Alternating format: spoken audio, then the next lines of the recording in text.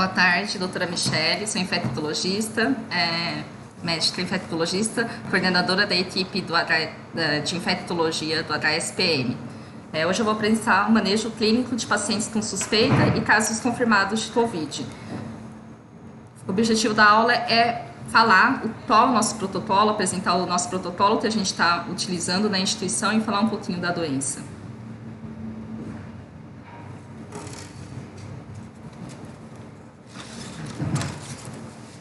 Bom, o novo coronavírus, né, a gente sabe que é um vírus de RNA, né, da família Coronaviridae, que engloba o SARS-CoV, MERS-CoV e o SARS-CoV-2, né, que a gente chamava antes de novo coronavírus, né, e virou o SARS-CoV-2. O reservatório principal dele é camelo, gado, gatos e morcegos, né? A gente sabe que o morcego é o principal reservatório e foi assim com as outras, nas outras pandemias, né? O hospedeiro intermediário, a gente sabe que no MERS-CoV foi o dromedário que passou, né? Que foi o hospedeiro intermediário entre o morcego e passou para o homem. A gente teve uma civeta, né, que passou no SARS-CoV de 2002 e no SARS-CoV-2 agora nessa pandemia é uma grande dúvida, né, mesmo depois de um ano que a gente vive a pandemia ainda, mesmo com o pessoal da OMS indo, a gente não conseguiu definir mesmo se é o pangolim. A gente muito cogitou que era outro animal, que poderia ser uma cobra, mas ainda, né, paira essa dúvida se realmente é o pangolim. Em relação à transmissão, a gente sabe que a doença ocorre de pessoa a pessoa, então é uma transmissão por contato, principalmente por gotícula, né, que contamina o fômites, contamina o meio ambiente, e por aerossóis. Também a gente tinha muita dúvida se o aerossóis tinha esse potencial de contaminação. A gente sabe que a gotícula, ela geralmente cai menos de 2 metros, ela não atinge 2 metros, né? E o aerossol são aquelas partículas menores de 5 micras, que fica suspensa no ar. Então a gente sabe que a importância do aerossol hoje é principalmente em ambientes fechados, em lugares que vão gerar procedimentos que geram aerossóis, então intubação, aspiração de vias aéreas.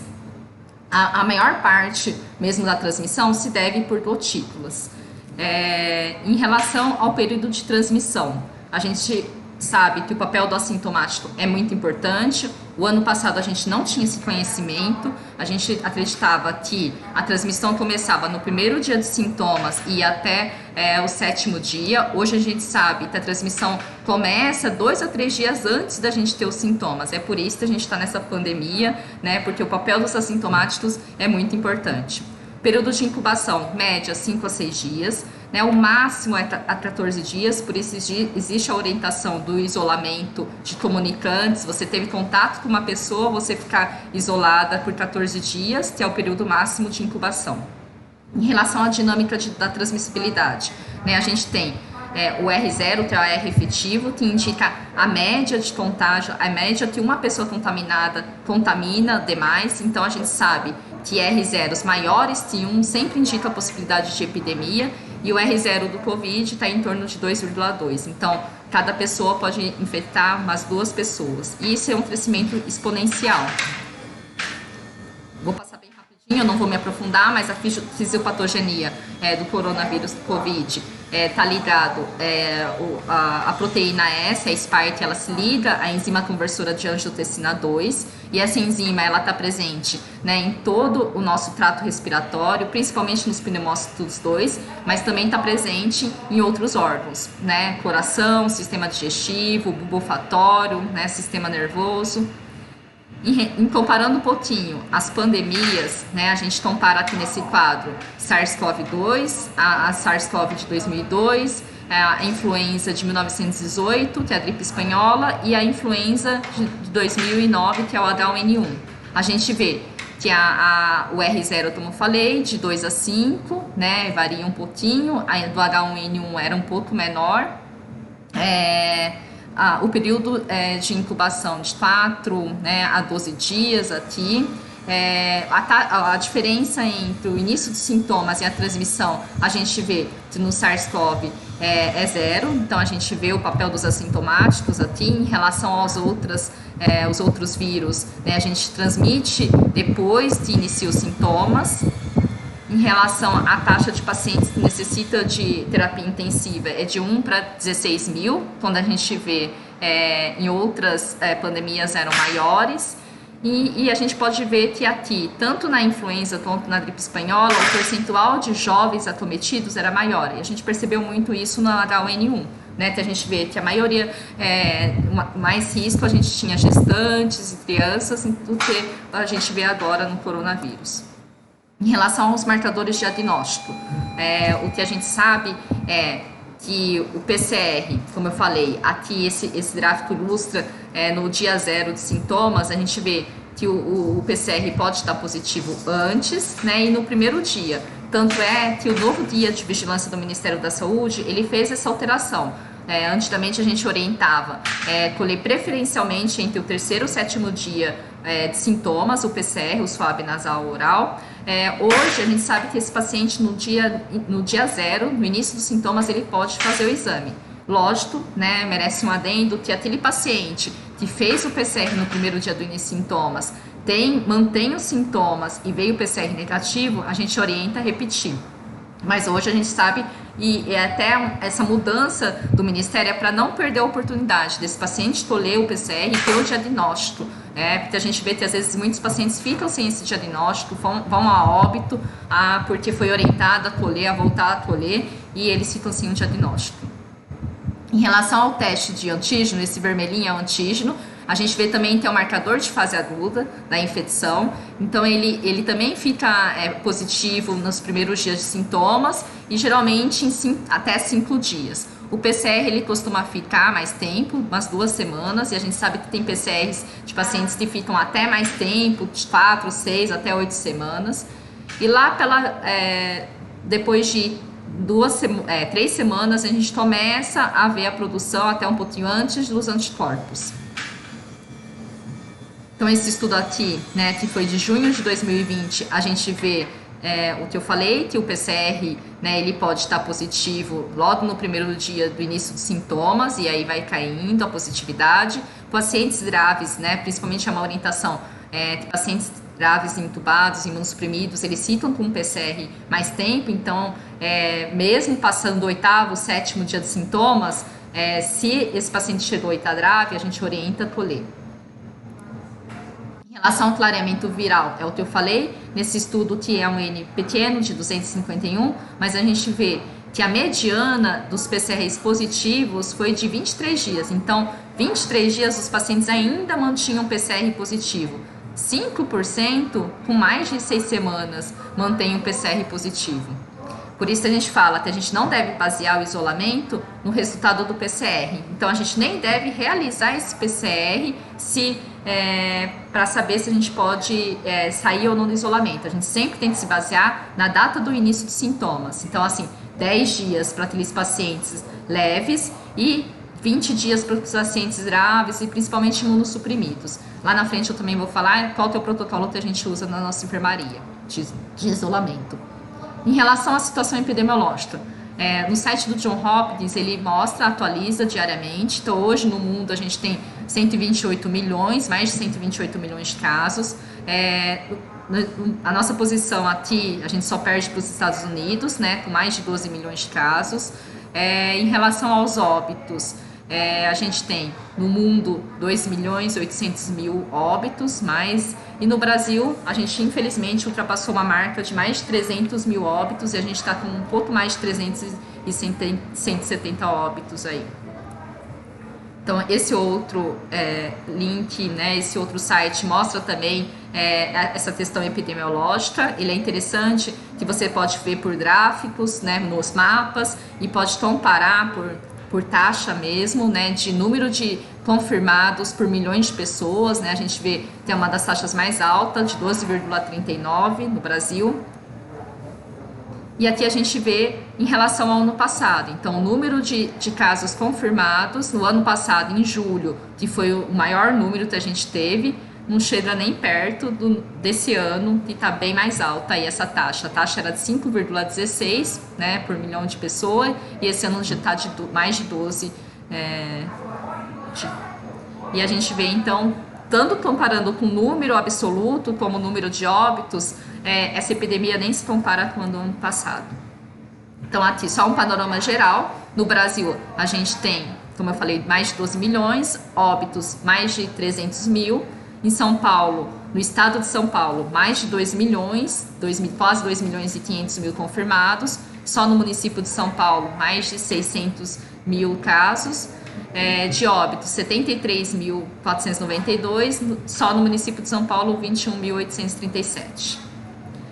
O ano passado a gente falou muito quais as medidas que a gente faria para melhorar essa pandemia, né? E foi falado muito nas medidas não farmacológicas, que era a questão do lockdown, né, de tentar achatar essa curva, né, que se a gente não fizesse o lockdown, a curva ia subir muito alto, porque se a gente for considerar o R efetivo, né, a taxa de transmissão, a gente sabe que é um crescimento exponencial, cada uma pessoa infecta duas, depois essas duas mais duas, então é muito rápido, né, estoura muito rápido a epidemia.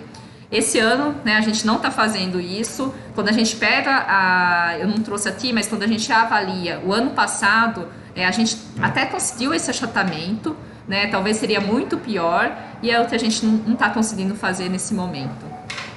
Então, esse artigo do Lancet é bem interessante, porque ele mostra que as medidas de controle, que é o distanciamento social que tanta gente prega, o uso de máscara e outras medidas, o uso de protetores faciais, tem sim uma eficácia, né? Se você mantém o distanciamento, você diminui aí muita chance. Então, assim, de 12, se você não fizer nenhuma medida de distanciamento, você tem uma chance de 12 a 8%. Se você usar essas medidas, a probabilidade diminui de 2 a 6%, né? O risco de transmissão. Se você usar máscara, não usar máscara, é de 17 a 4%. E se você usar uma máscara, esse risco diminui para 3%.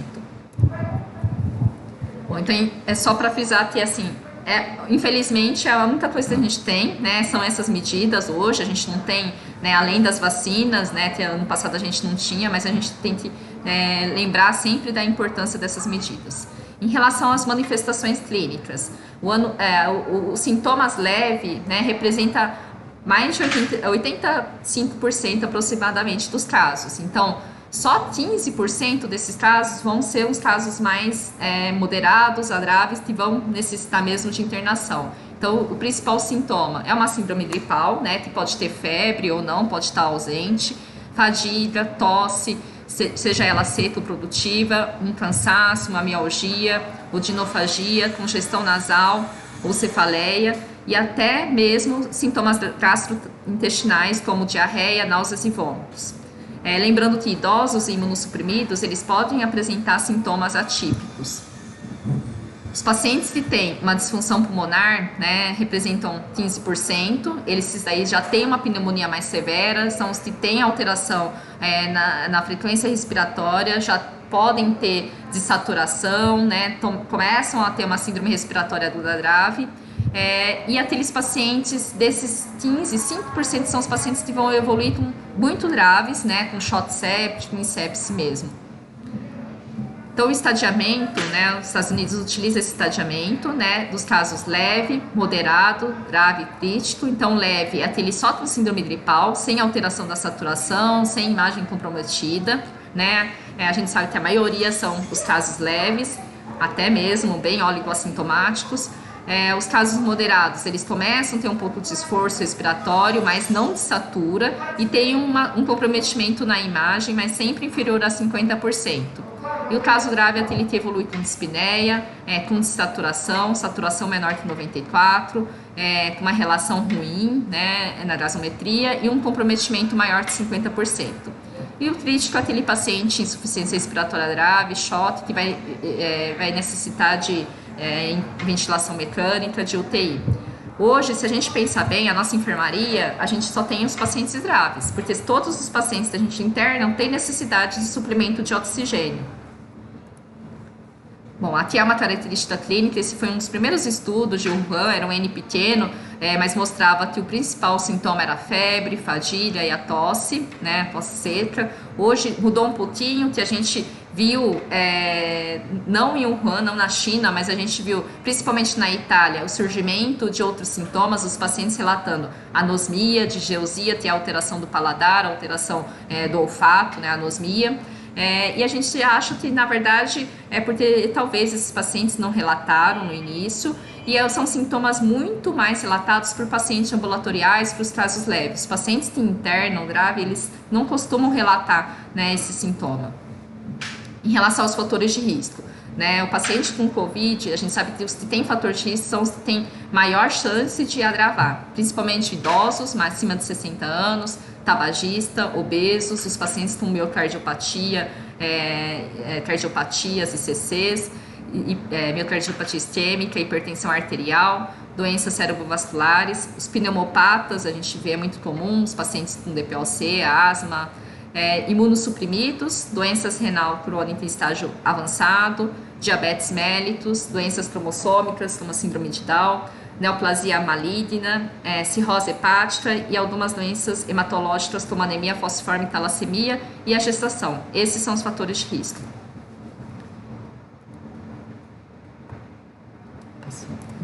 Em relação aos critérios de imunossupressão, então aquele paciente imunossuprimido é o paciente que tem mais também chance de agravar, e esses são os critérios, né, os pacientes em quimioterapia, transplante de medula, os HIVs que têm uma imunidade baixa, tem CD4 menor de 200, uso de corticoide, né, prolongado e os demais.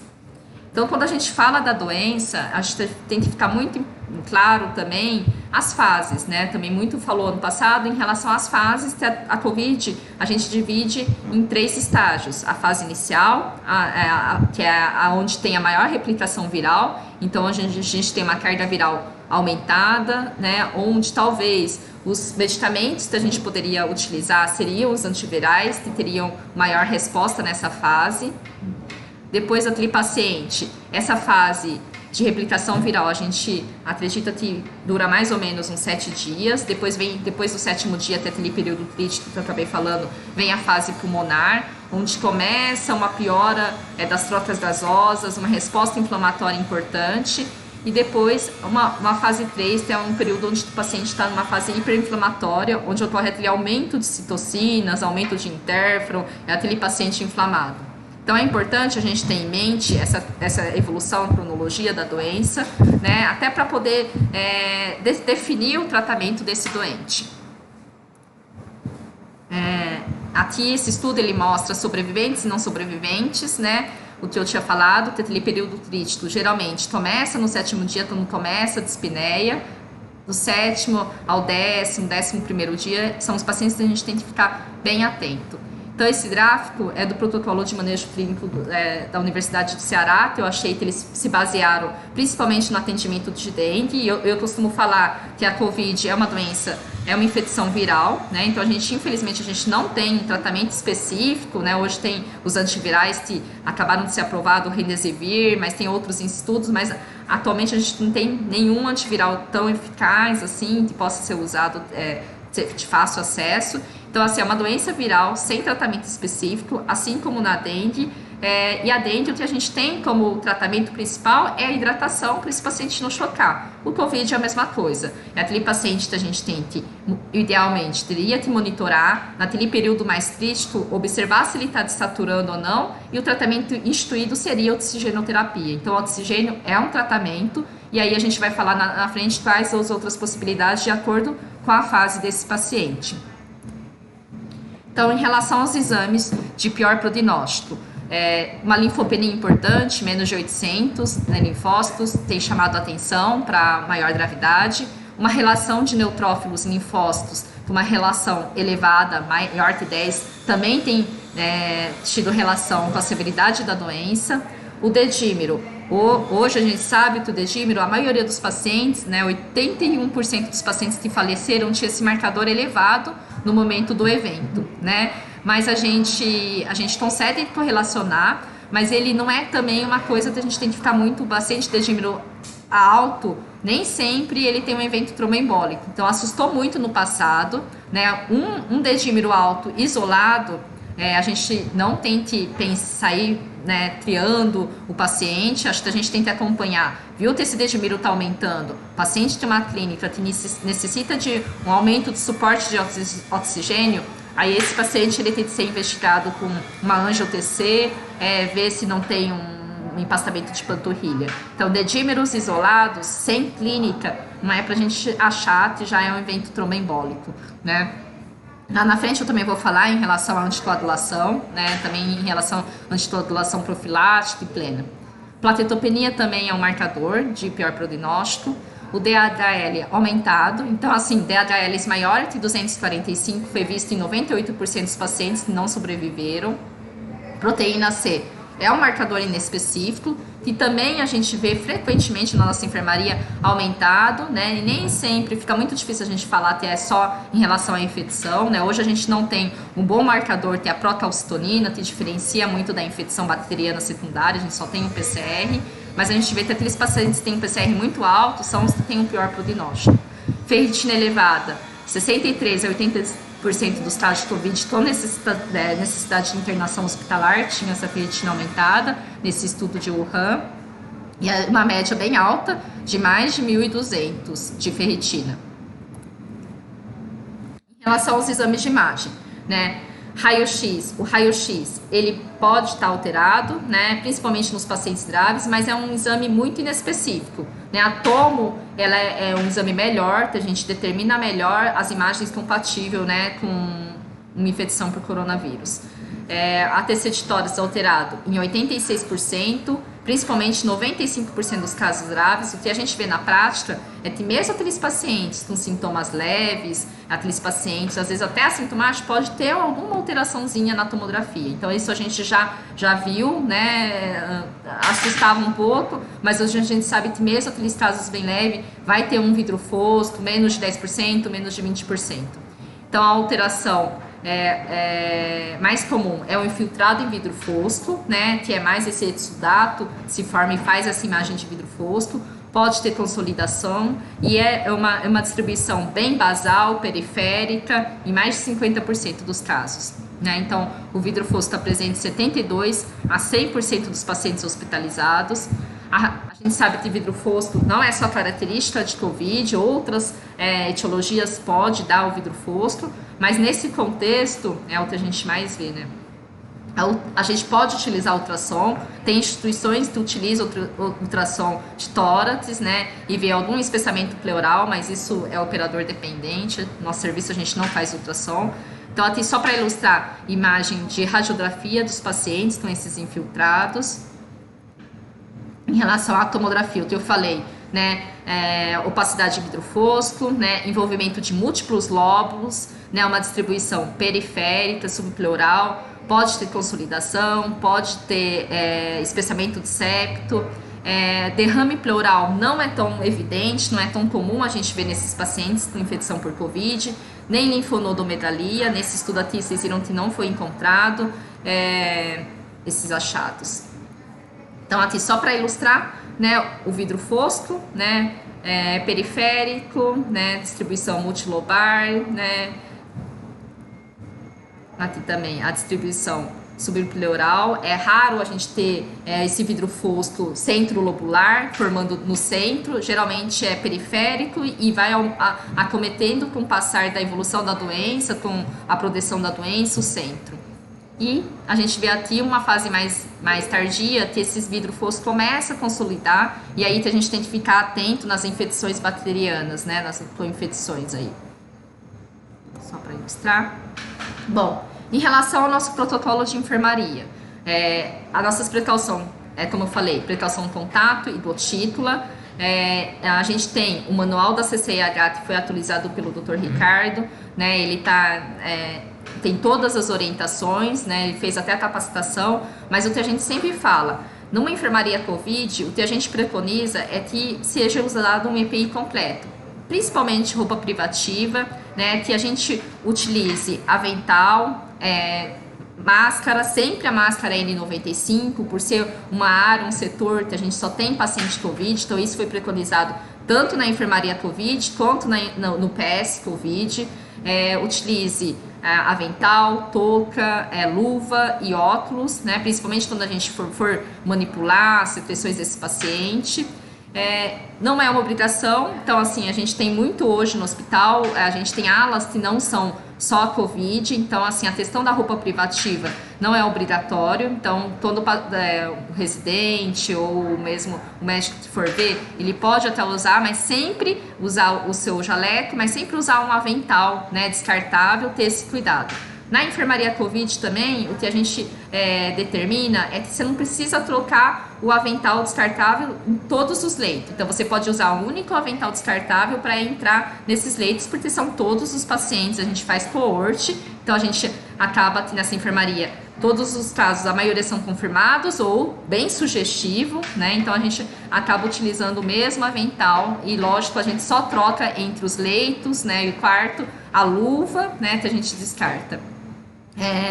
Em relação à N95, a gente reutiliza, então hoje a gente está fornecendo uma por 7 dias, né, uma por semana. Lembrar que quando a gente for fazer os procedimentos de aerosóis, tem de ser uma paramentação completa, né, principalmente na intubação, daí a gente não usa mais esse avental descartável, a gente usa aquele avental impermeável, porque a gente tem que levar em consideração que o paciente pode ter secreção, pode apresentar um risco maior aí durante a intubação de ter secreção nas vias aéreas, então a gente usa aquele avental impermeável, o óculos, né, o gorro, então é EPI completo. A gente sempre tem que ter esse cuidado, por mais que os profissionais estão vacinados, né, eu acho que agora também não dá para a gente ficar mais tranquilo em relação, a gente tem que ter as mesmas medidas do ano passado. Em relação à enfermaria, né, hoje o 11º andar e o 12º andar, na verdade o 12º andar é o andar destinado aos pacientes com Covid, o 11º ainda será, né, na programação do hospital, hoje acho que os pacientes estão no 10º com as clínicas, então o que a gente determina na enfermaria é tentar fazer esse coorte mesmo, caso confirmado, deixar com caso confirmado, caso com alta probabilidade e baixa probabilidade com baixa probabilidade. Nem sempre é possível, mas assim a gente evita até uma contaminação nosocomial de Covid. A gente criou um censo no Google Drive, que os residentes fazem a evolução, a prescrição, toda a questão do prontuário do paciente. Orientamos sempre a admitir esse paciente, fazer esse resumo de alta, não esquecer de fazer principalmente resumo de alta, de óbito. Os pacientes munícipes hoje, a gente sempre pede para estar atualizando no PROS para ser transferido, né? Sempre nessa atualização a gente tem que ter o número CIVEP, que é a ficha de notificação de idade, é importante. Reavaliar sempre a necessidade na enfermaria Covid, é uma coisa que eu sempre chamo atenção, ver primeiro os pacientes graves, chegar, ver o censo, ver quem são os pacientes que têm uma possibilidade mais estável, que são pacientes que teriam uma indicação de UTI, para a gente não ter surpresa. Uma enfermaria de paciente Covid é muito rápido, é muito dinâmico, esses pacientes estão de um jeito de manhã, no meio do dia já pioram muito rápido, então a gente sempre tem que ter essa atenção. Boletim médico é muito importante, realizar para os familiares das 11 às 14 horas. Se o residente não conseguir falar com a família, deixar registrado isso no prontuário, né? Porque acho que é importante a gente dar também esse feedback, a família fica preocupada, a gente tem que ter, né, essa consciência que é importante a gente estar passando esse boletim. E a gente tem tentado, né, sempre realizar. Então, na enfermaria, o que a gente preconiza? Isso foi o nosso protocolo, né? Varia muito de instituição, mas é dentro da nossa possibilidade. Então, os exames diários, hemograma, PCR, VHS, eletrólitos, função renal e transaminases, DHL, as provas, os marcadores inflamatórios, né, que são DHL, dedímero, CPK, ferritina, fibrinogênio, coagulodama, sempre na admissão desse paciente, eu sempre peço, tenha isso na admissão, e aí conforme a necessidade, se esse paciente tiver um dedímero muito alto, a gente pode monitorar ou ele piorar, e a gente vai pedindo conforme a necessidade. Então a gente tem que lembrar que esses exames também são caros e também não tem necessidade de pedir diariamente. Troponina, principalmente se é uma suspeita de dor torácica ou arritmia. Eletro, se esse paciente tiver mais de 60 anos, uma cardiopatia prévia. Gasometria arterial era uma coisa também que a gente sempre orientava a fazer, às vezes diário. Hoje a gente percebe que também não precisa ser diariamente, mas na entrada é ideal que tenha uma gasometria arterial desse paciente. E aí, conforme a gente for evoluindo no tratamento, desmamando o oxigênio, for melhorando, ou se o paciente piorar, ter uma gasometria arterial da tilidia. Avaliar se esse paciente tiver sinais de infecção, de sepse, na trota do antibiótico, orientamos realizar hemoculturas, 2 pares de sítios diferentes, urina 1 e urocultura. Se tiver algum fator de risco, as sorologias e até pesquisa de BK. E resultado da tomografia, né, para a gente avaliar o grau de comprometimento. Esses pacientes, geralmente, eles chegam na nossa enfermaria, já tem ATC, né, então é o protocolo lá do pronto-socorro, a gente ter uma tomografia, e a gente, conforme for a evolução, né, se esse paciente piora, a gente pode pedir, pensando num TEP, num evento embólico, pedir uma angio-TC, né. Na enfermeira Covid, então esses são os exames, é isso que a gente sempre cobra, é importante deixar esses exames solicitados na noite para o outro dia, né? O laboratório passa bem cedo, às 7 horas da manhã, então a gente se orienta que esses exames sejam pedidos à noite. Parâmetros clínicos que a gente precisa ter atenção. Principalmente temperatura, pressão arterial do paciente, a frequência respiratória e cardíaca, oximetria, saber como esse paciente está saturando, o suporte de oxigênio, se ele está em catéter, se ele está em máscara de reinalação. Isso é importante, isso a gente sempre cobra. O paciente, principalmente, quantos dias de sintomas, qual foi a data inicial do sintoma, como estão os exames dele, como é a tomografia e qual é o parâmetro respiratório, né, infeccioso e os demais parâmetros.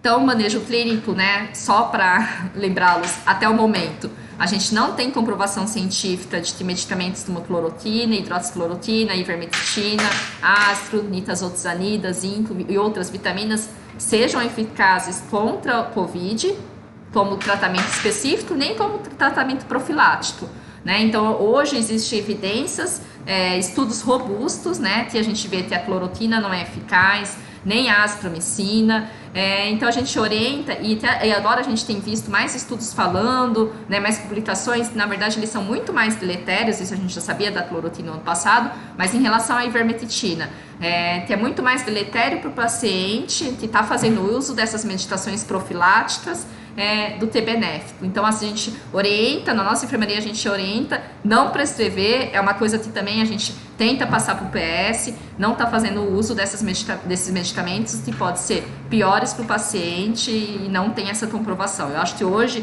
a gente tem que ter em mente que a gente tem que usar tudo que a gente tem comprovação científica. Não dá para a gente fazer nada. Eu sei que é uma doença nova. No passado, não vou falar que a gente não usou, a gente usou sim, mas usou em poucos pacientes a cloroquina. Quando a gente percebeu que os pacientes, 1 ou 2 pacientes, né, evoluíram com uma arritmia, a gente parou e logo depois a gente não prescreveu mais. Então, hoje a gente só usa esses medicamentos em estudo. E hoje nem em estudos mais a Organização Mundial da Saúde está preconizando, né? Só para deixar bem claro.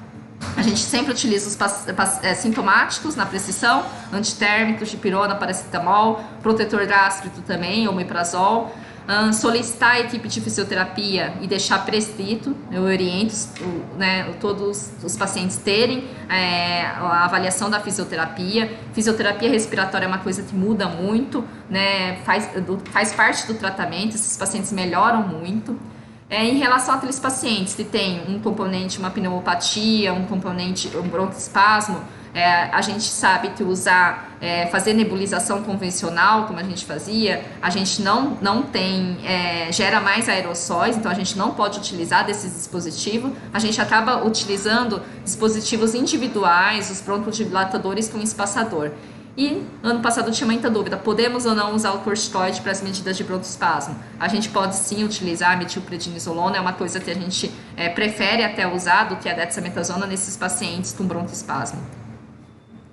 Bom, começando então o tratamento. Como eu falei, oxigênio é tratamento, então suporte de oxigênio.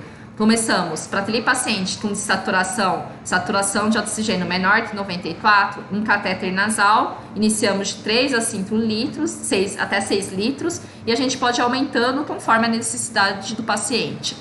Se a gente não tiver, é difícil, mas a gente sempre tem como medir a oxigenação desse paciente, mas só pelo esforço respiratório, uma taquipneia, uma frequência respiratória de 22, a gente pode entrar e iniciar o catéter. O nosso alvo, a nossa meta é uma saturação de 92 a 96, para os pacientes manter, né, um nível bom de oxigênio, para não ficar hipoxêmico. E para aqueles pacientes DPOC, a gente tem que lembrar ter uma meta mais baixa, de 88 a 94, desde que eles fiquem bem confortável. A posição de prona também está fazendo parte do nosso protocolo, né, do tratamento. A gente tem instituído esse ano. Ano passado ficou muito naquela questão de ser dos pacientes em ventilação mecânica, na UTI, mas esse ano a gente tem visto bons resultados, utilizando a posição de prona. Então a gente sabe que essa posição, né, em decúbito aumenta, faz uma abertura dos alvéolos, proporciona uma troca melhor. Aqueles alvéolos que não participavam da respiração na posição supina, eles começam a participar, e isso acaba melhorando a saturação do paciente e até impedindo do paciente evoluir para uma VNI, uma ventilação mecânica invasiva. Então a gente sempre estimula, lógico, se aquele paciente tiver contraindicações, como se ele for obeso, tiver lesões faciais, náuseas, vômitos, um rebaixamento de nível de consciência, a gente não pode utilizar, né, da pronação. Pacientes, eles têm essa boa resposta, e o que a gente vê a orientação é de tentar fazer isso aí, fazer a pronação, essa posição, a cada 4 horas, né? E principalmente durante o período noturno, ficar o maior tempo possível pronado, idealmente pelo menos 30 minutos. Na prática, nem sempre a gente consegue tanto tempo, né? De 4 em 4 horas é muito. O que a gente tem feito na prática é deixar os pacientes que têm indicação, que a gente percebe que eles ficam confortáveis, que a gente prona e vê que ele não satura e melhora a saturação, a gente tem feito nos 2 períodos, de manhã e de tarde, sempre com orientação, supervisão do residente ou da fisioterapeuta, para ela também ver, porque não dá pra gente pronar o paciente, deixar ele lá e virar, e às vezes esse paciente vai desaturar, então também é importante ter esse cuidado.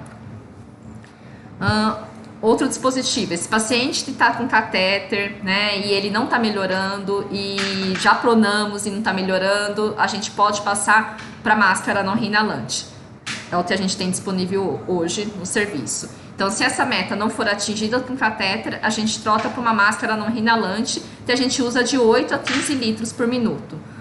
A gente tem 2 tipos de máscara não reinalante.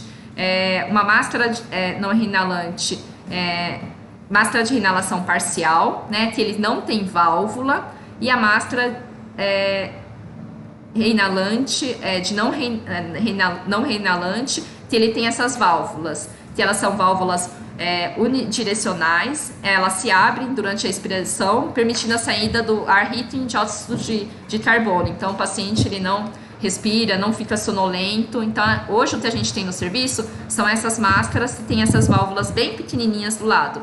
E elas fornecem uma fração de oxigênio de 60% a 90%, né? Coisa que o catéter fornece menos. Então, o que é hoje o nosso fluxo no HSPM em relação à oxigenoterapia? Né? Saturação menor que 94, catéter nasal até 6 litros. Observar o padrão respiratório. Não melhorou, máscara com reservatório, né? Máscara não reinalante até 10 litros, 10 a 15 litros se a gente atinge. E se ele não melhorou, né, o que a gente tem nesse, a gente não tem, a gente até tá tentando fazer uma VNI, mas a gente não viu grandes respostas. A gente viu até que os pacientes se saturaram ao invés de melhorar a saturação. Então o próximo passo é a intubação orotraqueal, é uma ventilação mecânica. Essas são as opções que a gente tem nos outros serviços, né? Só para ilustrar aqui, não é a nossa realidade.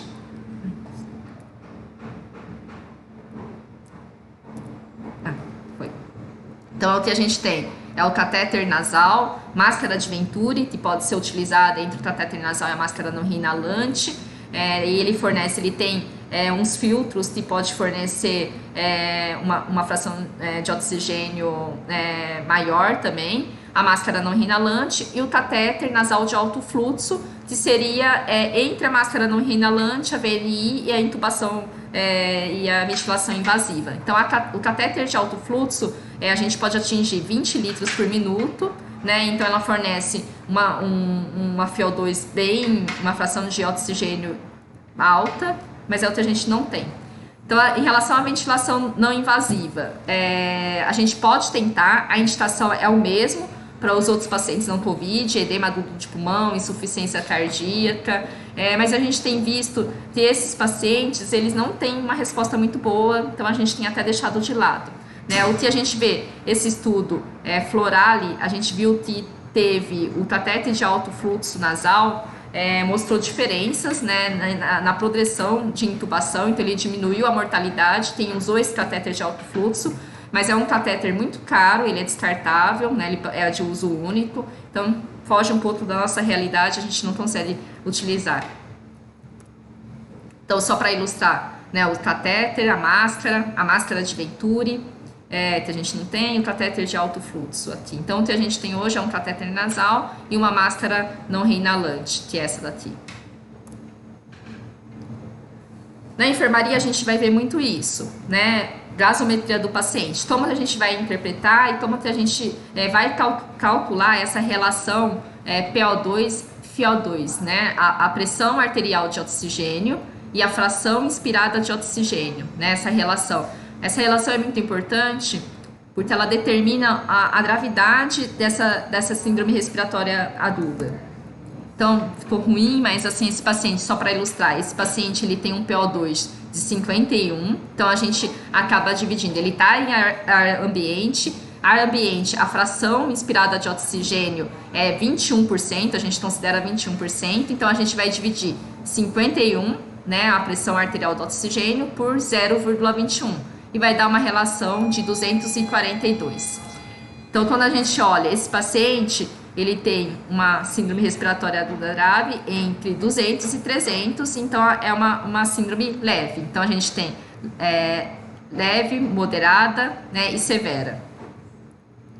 Isso é importante, principalmente para os pacientes graves. Então, a gente vê que uma relação menor que 200 aquele paciente que já está bem próximo, né, de utilizar uma ventilação mecânica. A gente não tem, cada um determina um corte, mas 160 principalmente. E depende também muito da clínica do paciente. Aquele paciente está muito desconfortável com o uso de musculatura acessória, né, que você vê que ele já está ficando sonolento. Mas a gente sabe que essa relação abaixo de 200 são pacientes bem graves que logo eles vão precisar de uma VNI. Ventilação mecânica. Então, aqui é uma colinha para a gente saber qual a fração inspirada de oxigênio fornece. Então, o catéter, se em ar ambiente é 0,21, é 21%, o catéter ele aumenta em 0,3 aí, então ele passa 1 litro de catéter, passa a ter uma fração de 0,24, 2 litros 0,28, então é só para vocês terem uma colinha para saber fazer essa relação. A máscara não reinalante de 0,44 a 0, não, desculpa, é de 0,6 a 0,8, né? Tem uma fração de 60 a 80. Bom, esse paciente então, que a gente está tratando com suporte de oxigênio, conforme a evolução da doença, quando ele vai fazendo a resolução desse quadro pulmonar, a gente pode observa uma melhora dele e a gente pode começar a diminuir esse oxigênio. É o que a gente chama paciente fazendo o desmame de oxigênio. Né? Então, aquele paciente com catéter nasal, o que a gente orienta a tentar esse desmame pelo menos uma vez por dia. A gente tem contado muito com a equipe da fisioterapia, então eles avaliam também junto com a gente se esse paciente pode diminuir, então a gente retira o oxigênio completamente enquanto monitora a beira do leito com oxímetro de pulso, né, pelo menos 5 minutos para ver se ele não vai desaturar rapidamente. Se a saturação de oxigênio cair abaixo da meta alvo, que é 92, maior que 92, a gente reinicia a taxa com fluxo mais baixo para atender a meta dele. Se o paciente manter essa saturação, né, acima de 92, a gente pode pensar em descontinuar a oxigenoterapia. Então, a gente verifica só. É importante ter esse cuidado de, depois de 30 minutos, 1 hora, ver se esse paciente não está mesmo desaturando. Então, é onde a gente começa a desmamar esse oxigênio, a gente deixa esse paciente sem o catéter e a gente tem deixado eles um dia, pelo menos 24 horas, para pensar na alta desse paciente. Então, em relação ao desmame de oxigênio, quando o paciente está com máscara não reinalante. Quando ele está com a máscara não reinalante, também orientamos pelo menos uma vez ao dia diminuir o fluxo de oxigênio, mudar para um dispositivo que forneça oxigênio menor, que seria, no nosso caso, o catéter catéter de O2, e deixar esse catéter no menor fluxo, né, desde que ele fique com a meta de acima de 92, aí uma saturação de 92. E depois a gente vai fazer o desmame desse catéter. Bom, oxigenoterapia já foi, né? Eu acho que na teoria é muito simples, na prática demora um pouquinho mais, cada paciente é uma evolução. Aqueles pacientes pneumopatas a gente vê que demora, às vezes é mais de uma semana, 10 dias para a gente conseguir esse desmame de oxigênio. Tem paciente que infelizmente a gente não vê uma melhora, mesmo com a pronação, mesmo com todos os suportes com a fisioterapia trabalhando, e ele evolui. Então, assim, na teoria é muito simples, muito tranquilo, mas na prática mesmo, né, no dia a dia da enfermaria, a gente vê que tem pacientes que são muito rápidos para desmamar, mas tem pacientes que demoram muito. Em relação ao antibiótico, o antibiótico, a gente sugere que entre no caso de infecção bacteriana. Hoje a gente sabe que é muito difícil, o ano passado também a gente acabou utilizando muito antibiótico, mas o que os estudos falam é preconizar em vigência de infecção. Se a gente quando a gente vê os estudos, a gente vê que menos de 3% desses pacientes com infecção por Covid, eles chegam com uma infecção bacteriana associada, né? E durante a internação, né, menos de 17% vão ter uma infecção bacteriana. Mas eu até mesmo falo, né, na enfermaria, que isso é até meio complicado, porque a gente tem essa angústia, o paciente está desaturando, a gente não tem outros marcadores, né, melhores, né, como uma procalcitonina, a gente só tem um PCR, então a gente acaba mesmo prescrevendo, acho que até demais, principalmente naquele paciente jovem, sem comorbidade, que a tomografia não tem consolidação, só tem vidro fosco, acho que talvez a gente poderia conseguir segurar um pouquinho mais. Mas o que a gente preconizou de antibiótico padrão? Ceftriaxona e ácitro, né? Ou levofloxacina, ou um tazocin, principalmente naqueles pacientes idosos, que tiveram internação prévias, institucionalizados, que já fizeram uso prévio de antibiótico. Em relação ao antiviral, o antiviral usamos muito ano passado também, o oseltamivir, né? Que é o Tamiflu. Hoje a gente tirou do protocolo porque o ano passado a gente preconizou que todo paciente que fosse internar, né, deveria ser colhido o PCR para Covid e o teste rápido para influenza. Percebemos que 2 ou 3 do ano passado tiveram um teste de influenza positivo. A gente sabe que a gente tem a vacina, a gente sabe que a epidemiologia não tem tantos casos assim. Eu acho que agora a gente preconizou a fazer só dos pacientes imunossuprimidos. Então, aquele paciente que vai internar com suspeita de Covid, se ele for imunossuprimido, a gente vai colher o teste rápido para influenza, porque para esse paciente o oseltamivir vai fazer diferença. Principalmente se esse PCR para Covid vir negativo. Ou algum outro paciente que internou como Covid, veio PCR negativo, né, tem um indeterminado, a gente pode pedir, mas a gente pede para discutir caso a caso com a equipe de infectologia, para a gente fazer, porque a gente tem poucos testes rápidos para influenza. Então a gente determinou que o oseltamivir é só para os pacientes imunossuprimidos, né? No pronto-socorro, que a gente orientou também, pacientes de risco, né, para síndrome respiratória grave por influenza, e aqueles que principalmente chegaram em 24, 48 horas. Aqueles que passaram, não é de risco, mas já passaram, a gente não vê tanto benefício em entrar com o oseltamivir. Em relação ao corticoide, né? Então, hoje, o que a gente tem de estudos, né? Estudos robustos, a gente viu que o corticoide, sim, teve diferença, mas teve diferença para aqueles pacientes que requerem o uso de oxigênio. Então, pacientes que estão saturando, que vão ficar internados, preferencialmente após o 7º dia do início dos sintomas da doença, que é aquele período que ele passou na replicação viral. Então, não é indicado para pacientes que não necessitam de internação.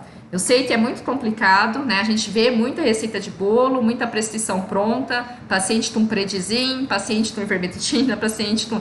Mas a gente tem que ter essa consciência de que, assim, a gente não tem estudos ainda que indica que corticoide terapia evita, né, uma profilaxia para evitar que esse paciente entre nessa fase pulmonar. Então, a gente sabe que por esse estudo Recovery, que foi um estudo bem grande, com N de quase 6 mil pacientes, que a dexametasona na dose de 6 miligramas uma vez ao dia durante 10 dias, resultou na diminuição da mortalidade de quase 30% dos pacientes com Covid sob ventilação mecânica e de 22% dos pacientes sem suporte de terapia intensiva quando você observou eles por 28 dias.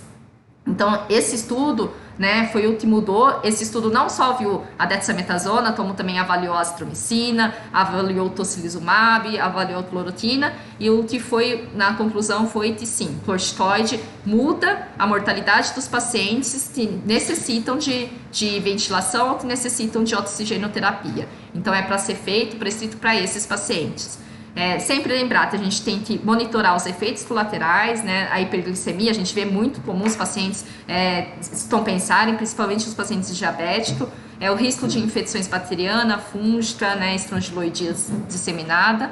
Em relação, eu vou passar o que a gente determinou, que também é baseado no recovery, deixar 6 miligramas, mas a gente sabe, sempre vai ter aquele caso que o paciente é muito obeso, que o paciente está muito grave, então a gente pede, né, para discutir, né, caso a caso com a equipe, né, para a gente ver mudança de dose, mudança de tempo de tratamento e até mudança da escolha do corticoide, né. A gente sabe também que a gente está tendo escassez de medicamentos, né, em algumas instituições até tem muito pouco estoque de dexametasona, então tem essa questão também, mas a gente pede que discuta com a equipe para aumentar a dose, para aumentar o tempo, para trocar, né? Mas é off-label, então o que a gente tem visto algumas instituições fazer, dobrar a dose nos pacientes graves ou nos pacientes mais de alto peso, né, mais obesos. Então, até só para ilustrar o estudo, o recovery, que ele mostrou a dexametasona, então essa diminuição nos pacientes de ventilação mecânica e nos pacientes em uso de catéter.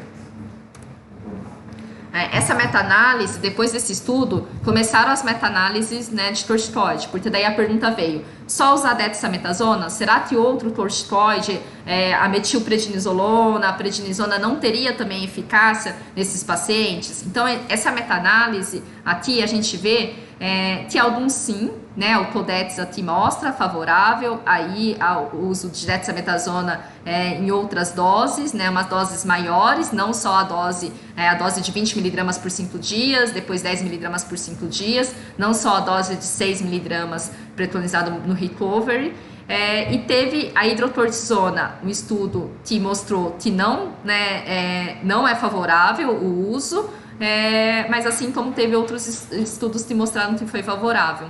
Então, assim, a gente tem muito, não é um consenso ainda, né? O que a gente orienta a metilprednisolona também. No ano passado, muita gente saiu fazendo pulsoterapia com mais de 1 grama. Esses estudos, eles avaliam uma dose, que é uma dose correspondente com a dexametasona, então não dá pra gente sair fazendo dose super alta, né? O ideal é que faça 30 miligramas, 40 miligramas, mas não é um consenso. Então, a gente ainda não tem essa resposta. O que a gente orienta é que a gente faça a dexametasona nessa dose do recovery e usar os outros corticoides na mesma dose correspondente, mas de preferência a dexametasona para os pacientes, como eu falei, pneumopatas, com crise de broncoespasmo, a gente está preferindo na nossa enfermaria usar a metilprednisolona.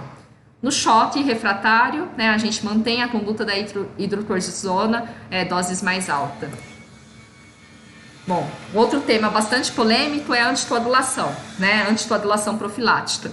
Indicado para todos os pacientes internados, né, sem dúvida, são pacientes que vão ficar isolados no quarto, restrito ao seu leito, então esses pacientes a gente sabe que tem prova de coagulação alterada, eles têm que usar anticoagulante profilático.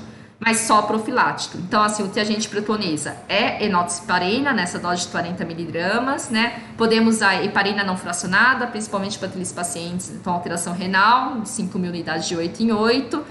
No obeso, a gente pode aumentar conforme o peso também. Lembrar que a gente tem contraindicação para a anticoagulação, então aqueles pacientes que são gramentativos, uma platetopenia muito importante.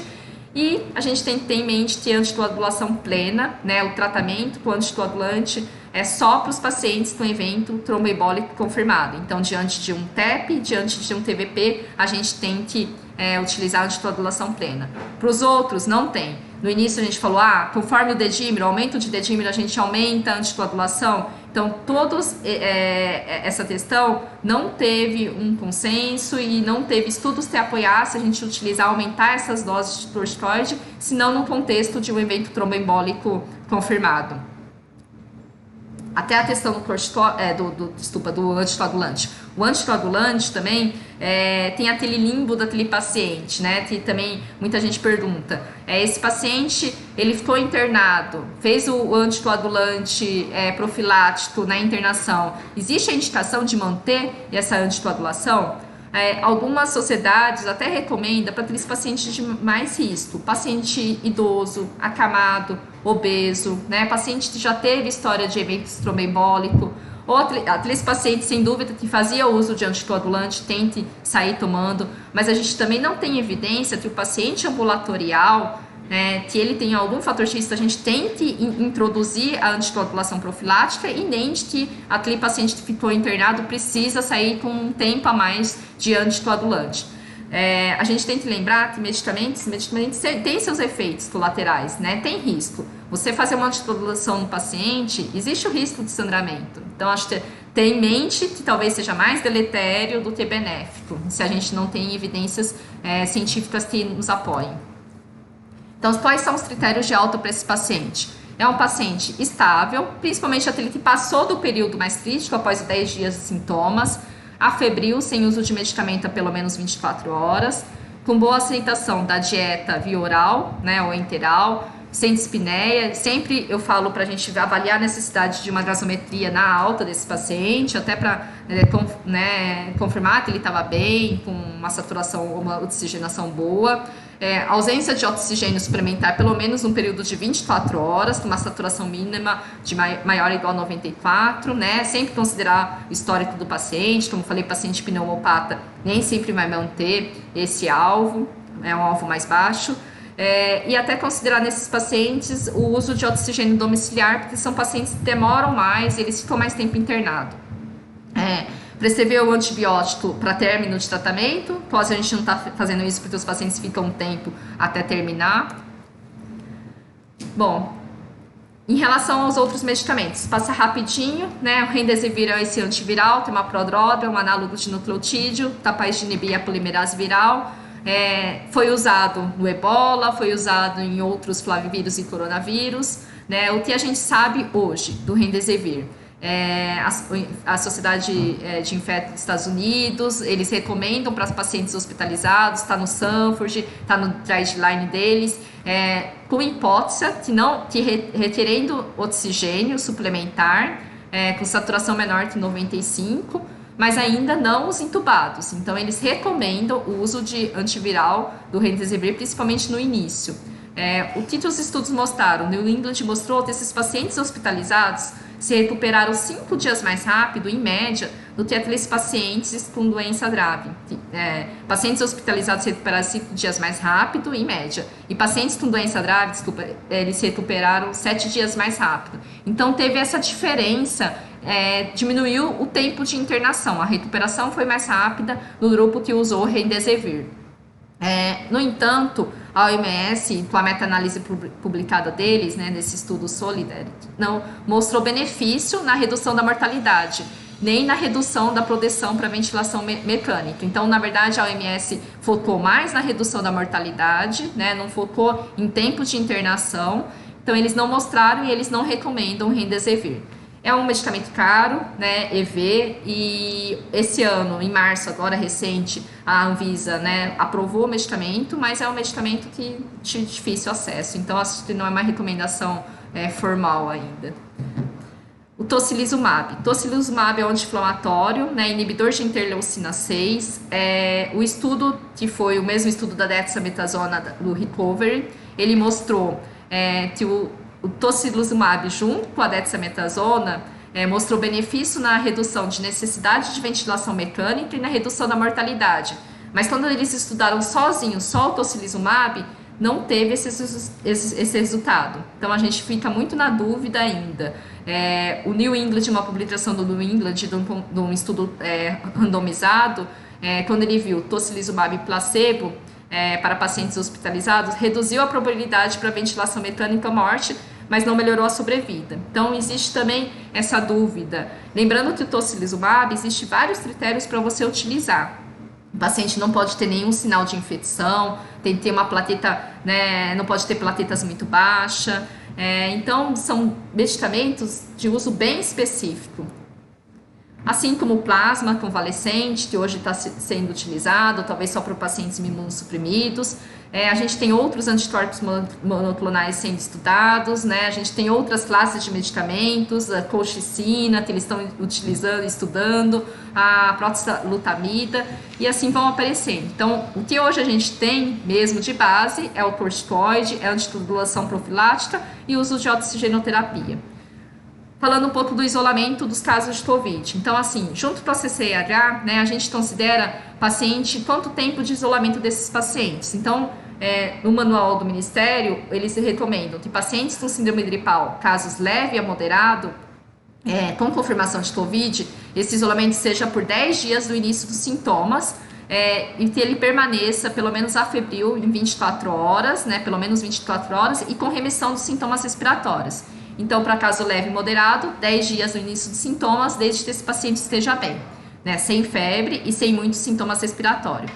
Para paciente, indivíduos imunocompetentes com um quadro mais grave, com SRAG, pacientes que precisam de UTI, de ventilação, e pacientes gravemente imunossuprimidos, a recomendação é de 20 dias do início dos sintomas. Então, ele tem que ficar 20 dias do início dos sintomas isolados, e só retirar se ele tiver 24 horas afebril, com a remissão dos sintomas respiratórios também. Se a gente considerar que nossos pacientes da nossa enfermaria são, a maioria, né, são moderados, né, não são pacientes, são pacientes graves, na verdade, né, porque o grave é aquele que já precisa de suplementação de oxigênio, a gente deixaria todos 20 dias isolados. Então, a gente, junto com a CCH, chegamos ao acordo que a Anvisa determina também isso, que diante de uma superlotação, esse isolamento pode ser realizado por 14 dias, que fica naquela dúvida se é um paciente moderado ou grave, ele precisou internar, precisou de suplementação, então a gente fechou nem 10, nem 20, mas a gente fechou os pacientes da enfermaria, vão sair do isolamento após 14 dias se eles estiverem bem, sem febre, com melhora dos sintomas respiratórios. Em relação, só passar rápido, em relação ao óbito, né, a gente sabe que tem uma portaria desde o começo do ano passado que a gente não manda suspeita e confirmado de Covid para SVO, né, tem toda uma orientação em relação à declaração de óbito, né, nos casos de Covid confirmado, a gente pode colocar como Covid confirmado mesmo, no atestado, né, lembrando que é ideal a gente ter a confirmação laboratorial com PCR, mas o paciente não saiu o resultado, se é uma paciente com uma clínica muito sugestiva de Covid, tem uma tomografia muito de alta probabilidade, a gente pode confirmar esse como critério clínico e imagem, então a gente pode colocar como Covid confirmado, né? No caso do óbito suspeito, a gente sempre tem que colocar como suspeita de Covid, né? Então isso dá muito problema, que às vezes o atestado sai como Covid confirmado e o resultado sai negativo, e depois vem todo o questionamento da família, então tomar muito cuidado na hora da gente preencher esse atestado de óbito, se é aquele senhorzinho, vozinho que tinha um monte de comorbidade, hematomor de baixa probabilidade, e a gente não tem esse resultado laboratorial confirmando, sempre voltar como suspeita de Covid. Também nesse novo guia do Ministério, eles colocaram os CIDs novos, então a gente sabia que B34.2 é a infecção por coronavírus, de localização não especificada, e agora a gente tem o U07.1, que é Covid com vírus identificado, confirmado por teste laboratorial, e o U07.2, que é aquele Covid vírus não identificado, que foi confirmado pelos outros critérios, que é o clínico epidemiológico, clínico por imagem. Bom, acho que é isso, né? O que eu quero deixar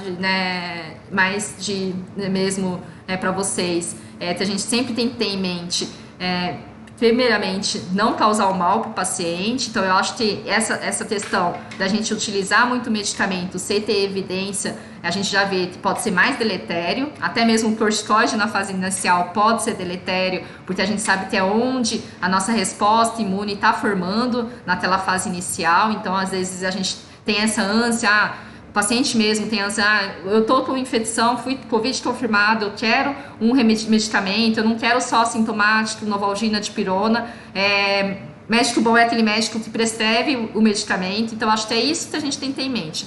Não fazer receita de bolo, explicar para o paciente que tem uma doença viral, que a gente tem que ter um cuidado, né? Explicar os critérios de gravidade, ter a dessaturação, né? A frequência respiratória de espinéia, o cansaço, uma febre que não passa, para ele retornar, para ele saber o momento exato de retornar. Então, é o recado que eu quero deixar. Eu acho que menos é mais, né? Se a gente fizer, pelo menos o que a gente tem de evidência, a gente vai ajudar e não vai contribuir, como a gente viu que muitos que prescreveram cloroquina, os pacientes tiveram arritmia, tiveram outro comprometimento.